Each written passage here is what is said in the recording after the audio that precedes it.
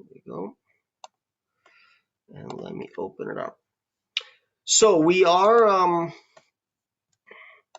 starting this brand new book. So Daniel is a prophetic book. All right, it's part story, part prophecy, in that it's the life of Daniel, but he receives these dreams throughout his life, and these dreams God specifically says is about the future. All right, so it's not us just guessing and kind of reinterpreting or anything like that. We're just going to take what it actually says about itself, and work with that.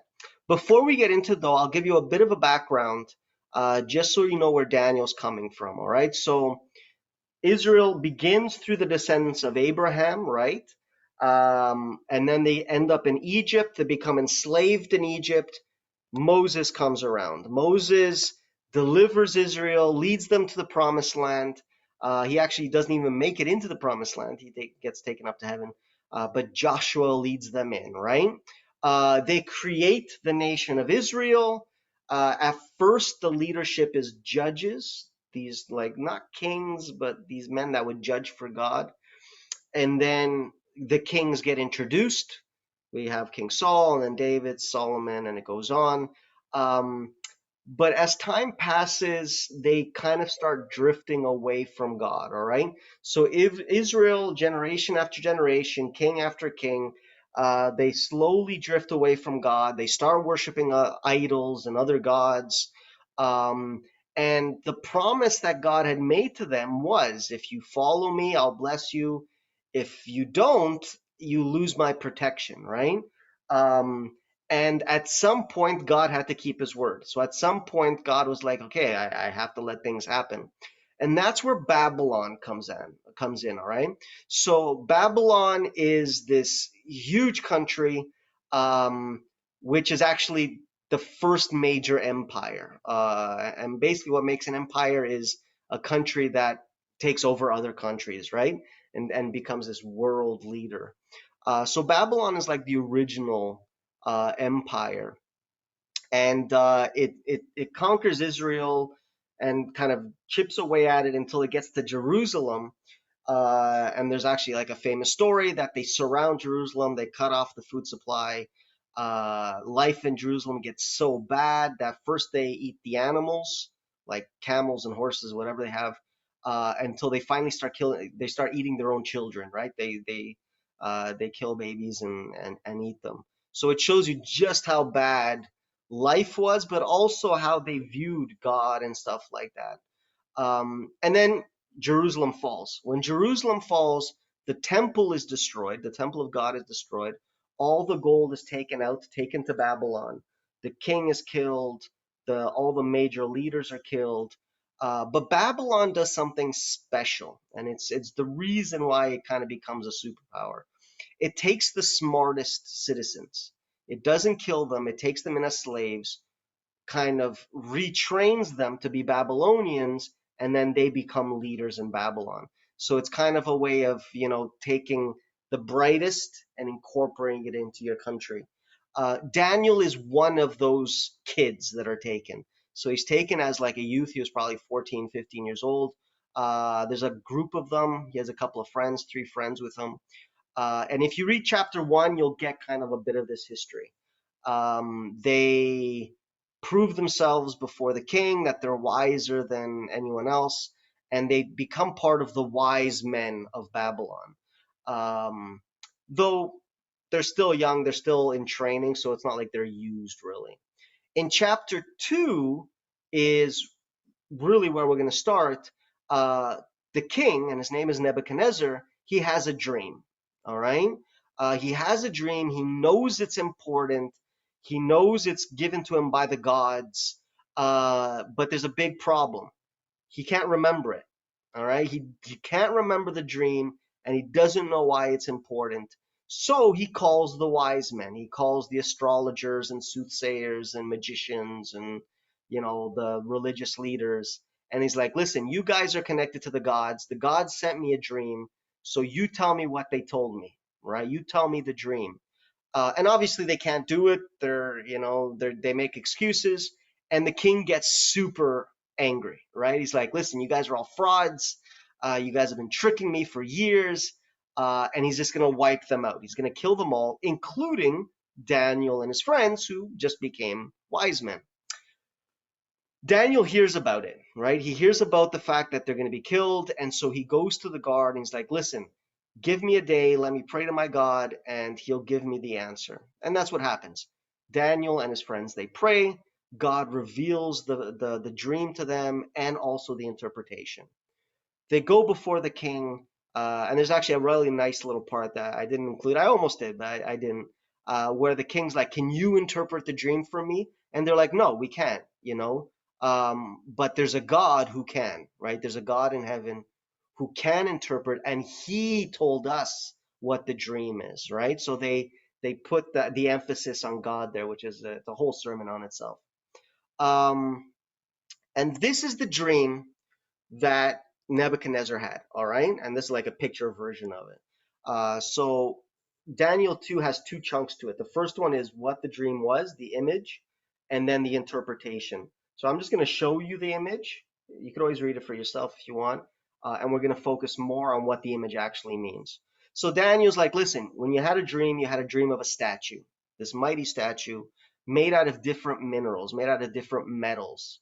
The head was made out of gold. The arms, the chest was made out of silver. The belly was made out of bronze. The legs were made out of iron. And the feet, which is the most interesting part, was made out of iron mixed with clay. All right? But suddenly there's this rock that's cut out of a mountain. It flies toward the statue. It crushes the feet of the statue, and the whole statue is destroyed, turns into like powder, turns into dust. And this rock that was cut out of a mountain, it becomes a new empire, the eternal empire of God. All right?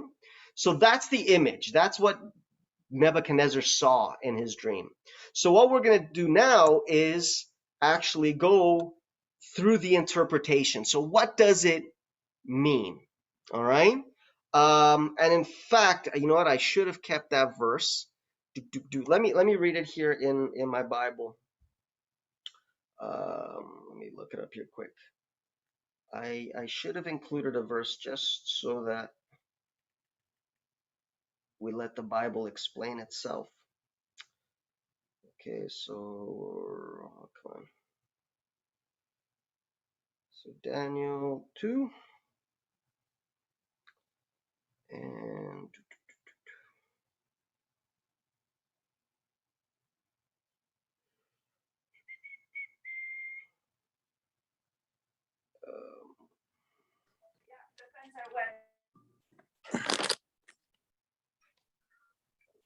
He's go to by himself okay. to the bathroom or no? He's scared. So I'm going to read. This is verse 28. All right. So this is Daniel chapter 2, verses 28, and then we'll get into 36. He says this, but there is a God in heaven. So this is that verse I was telling you about. But there is a God in heaven who reveals secrets, and he has made known to you, King Nebuchadnezzar, what will be in the latter days. Your dream and your visions of your head upon your bed were these. All right. So Daniel specifically says, or God specifically says, the dream you had is about the future, is about the latter days, right? The future days. And so that's how we have to interpret it. This is from Daniel's day into the future, or the King Nebuchadnezzar's day into the future. All right. So there he goes into the interpretation. So this is verse 36. This is the interpretation now. This is the dream. Now we will tell you the interpretation of it before the king. You, O king, are kings of kings, and that's what makes an empire, right? You're a king above kings. For the God of heaven has given you a kingdom, power, strength, and glory. And wherever the children of men dwell, or the beasts of the field, and the birds of the heaven, he has given them into your hand, and has made you ruler over them all. You are this head of gold. All right? So very simply put, we already know what the first part of this statue is. All right? So the gold is Babylon. It represents Babylon, the first mighty empire that kind of dominated that whole Middle Eastern area. All right? So no need for interpretation, no need to guess. The Bible tells us very, very clearly that the golden head represents Babylon. All right? But then it goes on, verse 39. But after you shall arise another kingdom inferior to yours, then another, a third kingdom of bronze, which shall rule over all the earth. All right? So, again, without having to interpret or guess anything, we automatically know that the first three metals are three kingdoms, right? The first one we know is Babylon. That was his modern day, right? That was the day he was living in. But after him would be a second empire, and then a third empire, which he actually calls the Kingdom of Bronze, right? So this Bronze Empire. So we know at least, without having to guess at all, that the first three metals are three empires, and we even know what the first one is. And the fourth kingdom shall be as strong as iron. So we know that the fourth one, the legs, are also, it also represents a kingdom, all right? And the fourth kingdom shall be as strong as iron, and as much as iron breaks in pieces and shatters everything. And like iron that crushes, that kingdom will break in pieces and crush all the others, all right? So it doesn't just conquer countries, it destroys them, right? It's violent, I guess, in that respect. Then it's the most interesting part, all right? Verse 41. Whereas you saw the feet and toes, partly of potter's clay and partly of iron, the kingdom shall be divided. Yet the strength of the iron shall be in it, just as you saw the iron mixed with ceramic clay. All right, so this last empire is a divided kingdom. All right, so it's actually many kingdoms. And they try to mix together, but they don't. They try to build unity, but they never fully are able to do it. That's what it's telling us.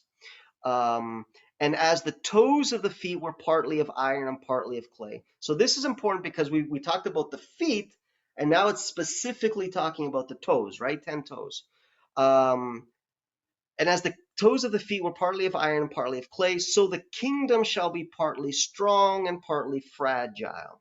As you saw iron mixed with ceramic clay, they will mingle with the seed of men, but they will not adhere to one another, just as iron does not mix with clay. All right?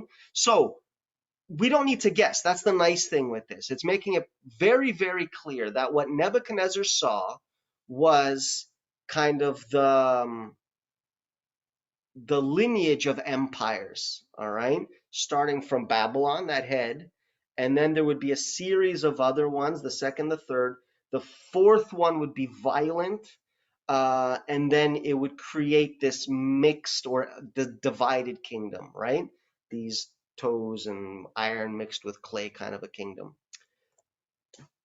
And then there's one last kingdom. And in the days of these kings, the God of heaven will set up a kingdom which will never be destroyed. So this is talking about Jesus's or God's kingdom. And the kingdom shall not be left to other men. It shall break in pieces and consume all these kingdoms, and it shall stand forever.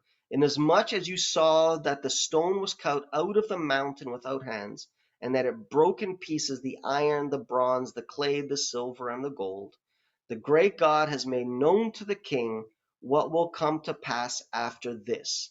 The dream is certain and its interpretation is sure. So that last part is basically saying, listen, what you saw is going to happen. All right? So Daniel was written about between 900 to 1,000 years before Jesus. All right? When Daniel lived, the world was a very, very different place. The key players in that whole area of the Middle East or even Europe, kind of that whole area, Babylon was a big power.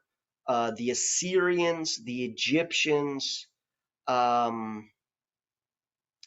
Persia was gaining strength. They were fairly strong, but that was it.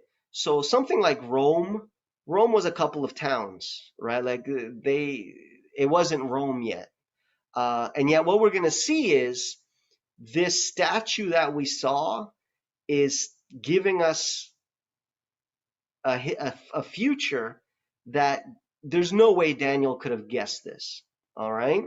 Now, Daniel chapter 2 is the first telling of this prophecy. All right. The way Daniel works is that it repeats kind of the same prophecy over and over again, but using different symbolism. All right.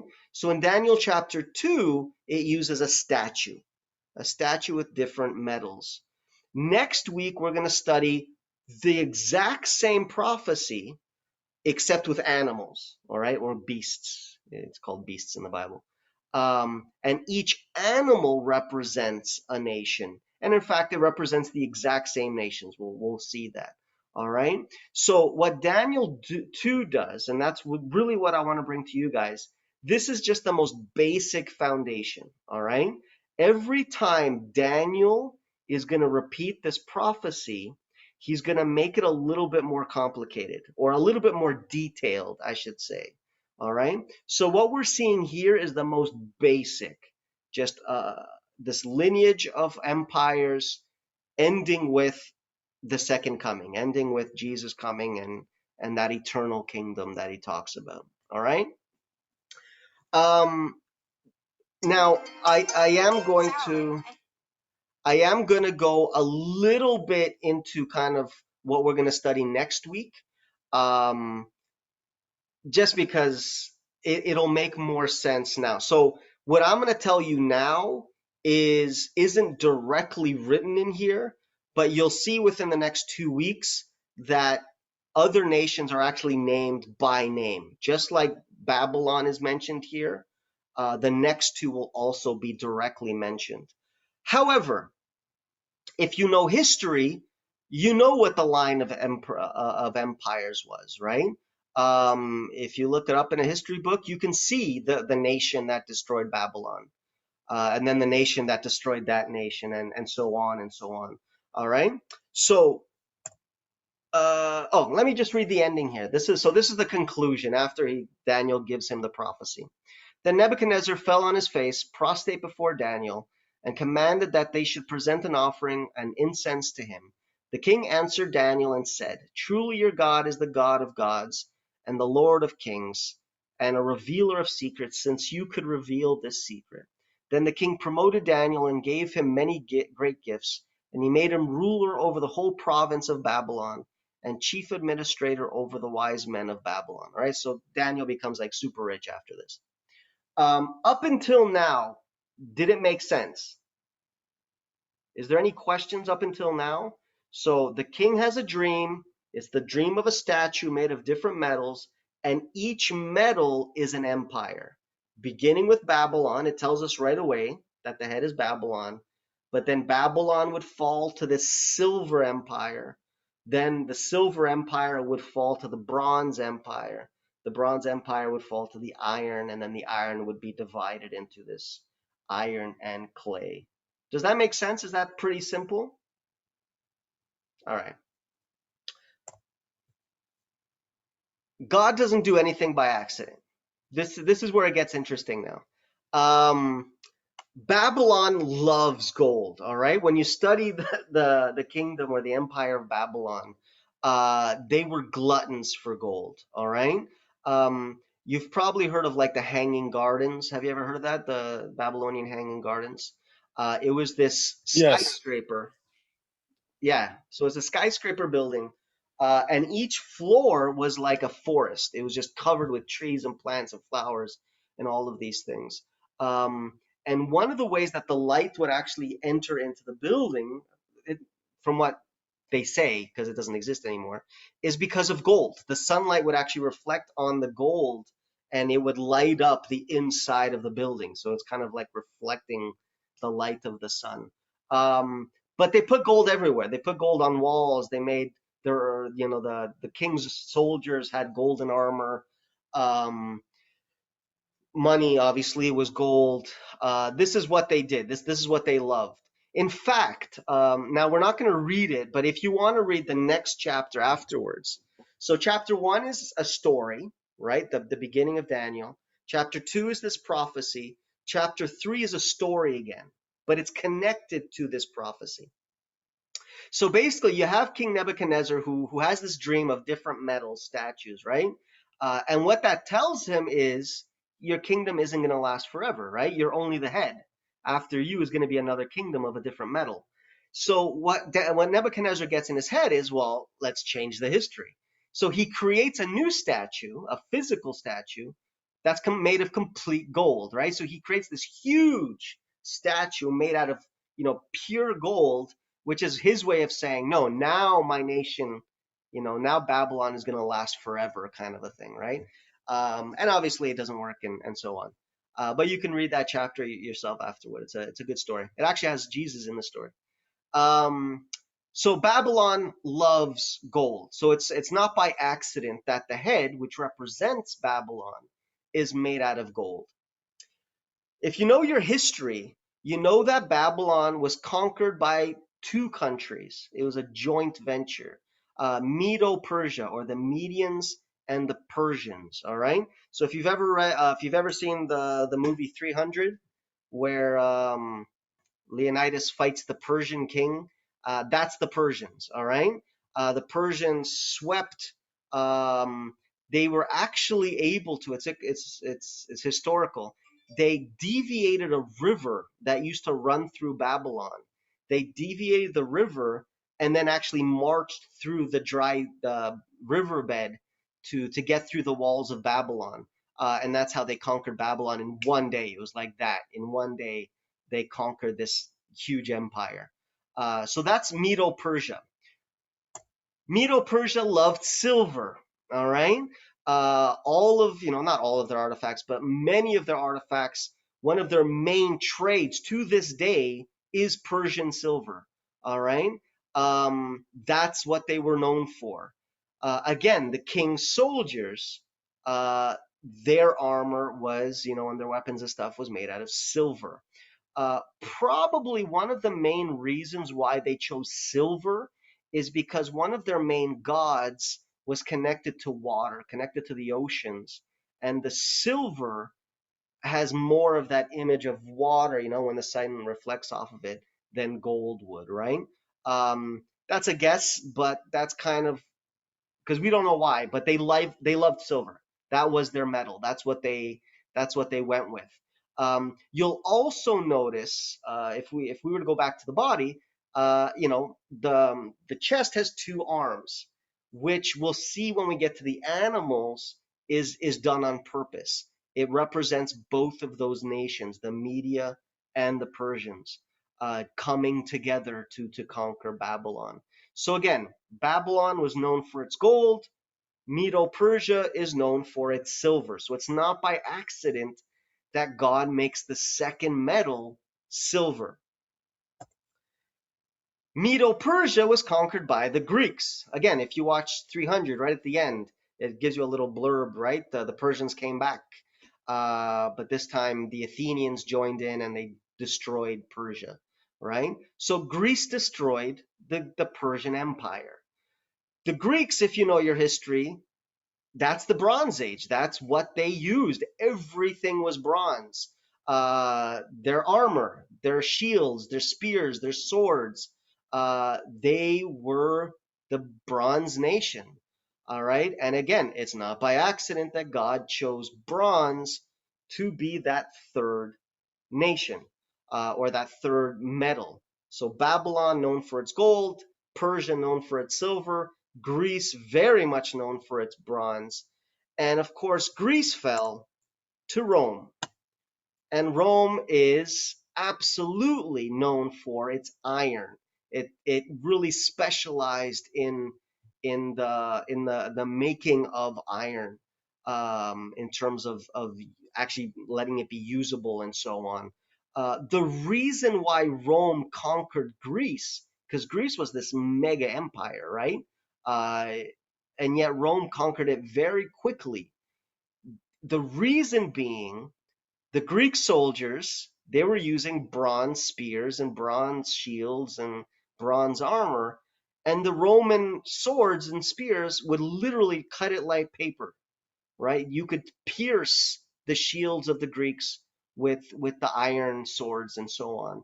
And that's how the Romans were able to do it. They would build those lines and just march forward, and that power of steel, you couldn't fight against it. The Greeks were helpless with their bronze. Um, and just like the prophecy says, Rome just conquered, right? Just spread out, just destroyed everything in their path because of this iron. Now, just like the Medo-Persians, which had two arms, we know that legs have two legs, right? Uh, that's because there's two Romes. The first Rome is the Roman Empire. That's the Rome of the Caesars, right? Claudius and Justinian and all of those famous guys, right? That's the first Roman Empire. But that empire fell to the barbarians. And in fact, the Caesar runs away to Constantinople, right? Constantine. He leaves Rome, moves to Turkey because it's farther away from the barbarians, and he leaves Rome to the church. And that's where the beginning of the Holy Roman Empire begins. So there's actually two Romes in history. There's the Caesar Rome and there's papal Rome, or they usually call it pagan Rome and the Holy Rome, right? Holy Roman Empire, and that's why there's two legs. And absolutely, Rome was known for its iron. Now, the last one I think is the coolest one out of all of them. All right. Now you'll notice that once we get to the feet, that's after that, the rock comes and destroys it, and we have the second coming, right? So the feet represent modern day. It's the world that we're living in now. So we're literally living at the feet of this statue, right? Some people even joke around. They say, we live at the toes of this statue. We're right at the end of history, kind of a thing. Now, Babylon, very much known for its gold. Persia known for its silver, Greece known for its bronze, Rome known for its iron. What about today? And this is I love this part. Our whole world, every city in this world, every highway, every bridge, every skyscraper, every house foundation is built out of this iron mixed with clay. Because that's what cement is. Cement is clay that's mixed with lime. So when Rome invented cement or concrete, they had clay, and they would mix in the ash of a volcano, which had lime in it, and it would make this clay that was super strong. But cement is clay. That's all it is. And this whole world is built on iron mixed with clay. You can go to the bottom of your house. This is what's there. You can go to the CN Tower, to any highway, any bridge. This is what the world is built on now. It's iron mixed with clay, iron mixed with concrete. And it's not an accident. God knew exactly what this world would be like, right? And when people probably used to read Daniel, the feet would probably make no sense, right? Because people would say, iron and clay doesn't mix, right? Like they just don't stick together. It doesn't work. Um, and yet it does, right? The strongest foundation is this. It's rock mixed. It's clay mixed with iron, right? So for me, I find this just amazing. So here we have Daniel 1,000 years before Jesus. They haven't even invented cement yet, right? That doesn't even exist at this point. And yet God has given us this future, right? This lineage of the future, that's precise, right? Right down to the actual metals that God decided to use for this statue. Um, for me, and again, what we've read here in Daniel chapter 2 is like scratching the surface. We haven't even begun to look at the detail that like the next chapter we're going to read about. Once we get into the animals, it's going to be a lion, and then a bear, and then a leopard, and then this beast, um, and it goes on like that. There's so much detail in those descriptions. For instance, the bear we'll study next week is lopsided. So Daniel specifically says that it's this bear, but it's kind of leaning on one end. So one side is higher than the other. And that again is just the emphasis that it's going to be two empires, but one is stronger, one is taller than the other one is. And even though the Medians were the first, Persia became the dominant power, to the fact that to this day we don't really say Medo-Persia, right? We just say Persia, right? The Persian Empire. Even though theoretically it was two, but it was so lopsided, just like that bear, that it becomes just the Persian Empire. So it's little details like that. And within the next 2 weeks, the Bible, Daniel, is actually going to tell us. We know the first one is Babylon. It's actually going to tell us the next one was Medo-Persia. Then the one after that is Greece. So Daniel doesn't give us much to question. It's going to give us most of the answers. There is very, very few things that we actually have to like guess or do research on. Daniel is actually going to tell us what are these powers and so on. By the time we get to, I think, the third week, the third or the fourth week, um, the coolest part of Daniel is where it talks about Jesus. All right. What Daniel does, and no other book in the Bible does this, it will actually give us a time period for Jesus. It'll actually tell us exactly when he was baptized and exactly when he dies. All right. Uh, to like the day kind of a thing. Um, it is the craziest prophecy that you'll read in terms of its detail. It is so precise that um, there's no way of arguing it, right? And again, and we're talking about a book that was written hundreds of years before Jesus is even born. And yet this book is telling us exactly when the Messiah was going to be baptized, when he was going to die, when the church was going to split off. All of those details are there. It's amazing. But we're not there yet. We're just here at this ground floor, right? So this is like the ground floor, just the basic foundation. God is telling us, okay, these are going to be the empires, and realize that once we get to this last one, the only thing that's left is the second coming, right? Is the kingdom of God here on this earth. Any questions? Anything that you found confusing or that you didn't understand? Anything like that? All right, good. This is the easiest one out of the ones we're going to study, all right? And what's nice is, again, every time it repeats, we're going to get this foundation and then it's going to add a little bit to it. And then the other prophecy will add a little bit on top of that. So as long as you understand the first one, it'll let you understand the second one. If we were to try to go to the second one directly, it gets very confusing. So that's why, even though it's fairly simple, it just tells us straight out what it is. It's still good to just start on this one, not jump ahead, anything like that. But just make sure you get this one down. All right.